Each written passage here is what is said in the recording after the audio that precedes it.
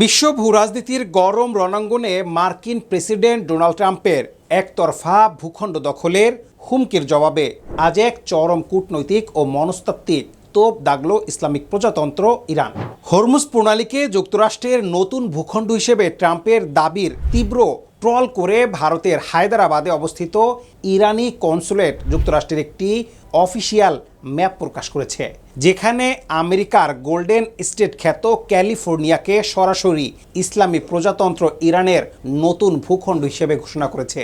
ইরানি কূটনীতিকদের এই নজিরবিহীন ব্যঙ্গাত্মক মানচিত্র প্রকাশ বিশ্ব দরবারে ট্রাম্পের আন্তর্জাতিক আইন লঙ্ঘনের আসল রূপ উগার করে দিয়েছে। অন্যদিকে মার্কিন নৌ অবরোধের কারণে তেলের বাণিজ্য অচল হয়ে পড়ায় বাধ্য হয়ে ইরানের পার্লামেন্টে স্পিকার মোহাম্মদ বাগের গালিবাফের কাছে হরমুজ প্রণালী দিয়ে তেল রফতানিতে বিশেষ ছাড়পত্রের আকুল আবেদন জানিয়েছে প্রতিবেশী দেশ ইরাক। এই রুদ্ধদাস খবর ও আন্তর্জাতিক আইনের মার প্যাচের আলোকেই আপনারা জানতে পারবেন কেন ট্রাম্পের হরমুজ দখলের স্বপ্ন আন্তর্জাতিক আইনের চোখে সম্পূর্ণ অসম্ভব এবং ওয়াশিংটনের ঔদ্ধত্য রুখতে কিভাবে অর্থনৈতিক ও মনস্তাত্ত্বিক ছক কষছে তেহরান। আমরা বাংলাদেশ থেকে তীক্ষ্ণ নজর রাখছি মধ্যপ্রাচ্যের প্রতিটি সেকেন্ডের খবরের উপর। আমাদের চ্যানেলের সকল সদস্যকে ধন্যবাদ আমাদের পাশে থাকার জন্য। আপনি যদি বর্তমান মুসলিম বিশ্বের পিছিয়ে পড়ার কারণ জানতে চান এবং একই সাথে পশ্চিমাদের তৈরি করা এই বৈশ্বিক আমেরিকা ইরান সংঘাতের আসল সত্যটি জানতে আগ্রহী হন, তবে আজকের ভিডিওটি একদম শেষ পর্যন্ত দেখতে হবে। তো চলুন শুরু করা যাক। ঘটনার গভীরে যাওয়ার আগে আপনাকে প্রথমে বুঝতে হবে ডোনাল্ড ট্রাম্পের হরমুজ দখল নিয়ে করা মনগড়া মন্তব্যের বিপরীতে ইরানি কূটনীতিকদের এই ব্যঙ্গাত্মক ক্যালিফোর্নিয়া অধিগ্রহণ মানচিত্র ট্রাম্প প্রশাসনকে কেন চরম বেকায়দায় ফেলে দিয়েছে। ট্রাম্প গত 14 আগস্ট দাবি করেছিল যে নৌ অবরোধের কারণে হরমুজ প্রণালী নাকি ইতিমধ্যেই মার্কিন যুক্তরাষ্ট্রের অংশে পরিণত হয়েছে। এর জবাবে তেহরানের উপ পররাষ্ট্রমন্ত্রী কাজেম গারিবাদি ও হায়দ্রাবাদের কনসুলেট পরিষ্কার জানিয়ে দিয়েছে, আমেরিকা যদি বিশ্ব মানচিত্রের তোয়াক্কা না করে একতরফা ঘোষণা দিয়ে ইরানের পারস্য উপসাগর ও হরমুজকে নিজের দাবি করে, তবে তেহরানও চাইলে ক্যালিফোর্নিয়াকে ইরানের ভূখণ্ড হিসেবে ম্যাপ টাঙাতে পারে। কিন্তু আন্তর্জাতিক আইন ও সংবিধান বিশেষজ্ঞ ব্রুস ফেইন এবং জাতিসংঘের সমুদ্র আইন বিষয়ক কনভেনশনের অধ্যাপক নাটালি ক্লেইন আল জাজিরাকে স্পষ্ট নিশ্চিত করেছে যে একজন প্রেসিডেন্টের সোশ্যাল মিডিয়ায় ফাঁকা বলিতে কোনো সার্বভৌম জলসীমার মালিকানা বদলায় না। ইউএনসিএলওএস আইন অনুযায়ী উপকূলীয় দেশের আঞ্চলিক পানিসীমায় সর্বোচ্চ 12 নটিক্যাল মাইল পর্যন্ত সার্বভৌম অধিকারী থাকে। হরমুজ প্রণালীর সবচেয়ে সংকীর্ণ অংশের প্রস্থ 21 নটিক্যাল মাইল, যার অর্থ হলো হরমুজের পুরো পানিসীমায় ইরান ওমানের সার্বভৌম সীমানার অন্তর্ভুক্ত। যুক্তরাষ্ট্র যদি আন্তর্জাতিক প্রণালীর এই আইন ভেঙে হরমুজ দখল করতে চায়, তবে দ্বিতীয় বিশ্বযুদ্ধের জাপানের মতো ইরান ও পুরো পারস্য উপসাগরীয় অঞ্চলে অন্তত 1 লাখ সেনা পাঠিয়ে রক্তক্ষয়ী সামরিক বিজয় অর্জন করতে হবে, যা করার সামরিক বা আর্থিক ক্ষমতা বর্তমান দেউলিয়া যুক্তরাষ্ট্রের নেই।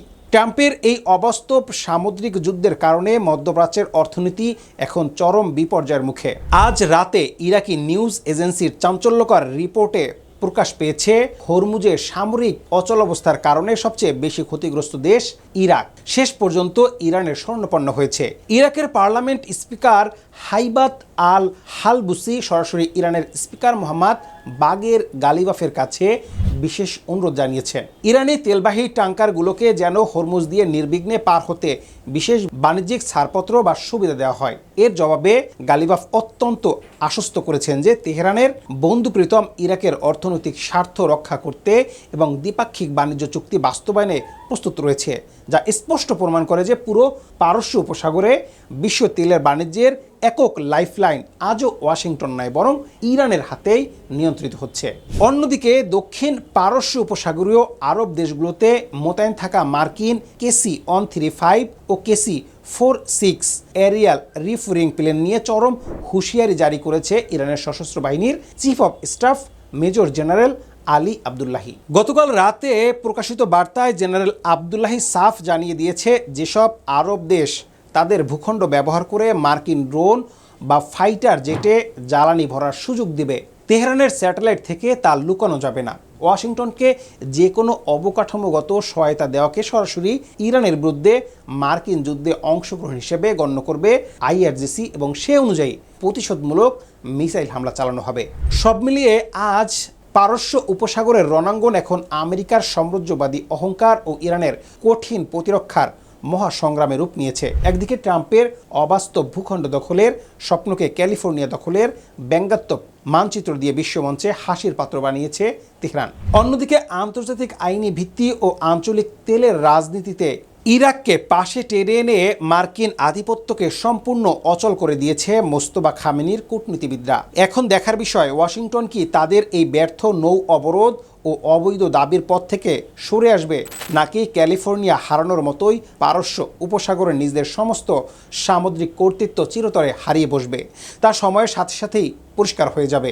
বিশ্ব ভূরাজনীতি এবং মধ্যপ্রাচ্যের এই জটিল সামরিক সংঘাতের প্রতিটি বস্তুনিষ্ঠ ও বিশ্লেষণাত্মক আপডেট পেতে আমাদের চ্যানেলটি এখনই সাবস্ক্রাইব করে বেল আইকনটি অন করে রাখুন, যাতে পরবর্তী ভিডিও নোটিফিকেশন সবার আগে আপনার কাছে পৌঁছে যায়। ক্যালিফোর্নিয়াকে ইরানের নতুন ভূখণ্ড বানানোর ব্যঙ্গাত্মক মানচিত্র এবং ইরাকের তেলের বিশেষ সুবিধার আবেদন নিয়ে আপনার মূল্যবান মতামত অবশ্যই কমেন্ট বক্সে শেয়ার করুন। সবাই ভালো থাকুন, দেখা হবে পরবর্তী ভিডিওতে।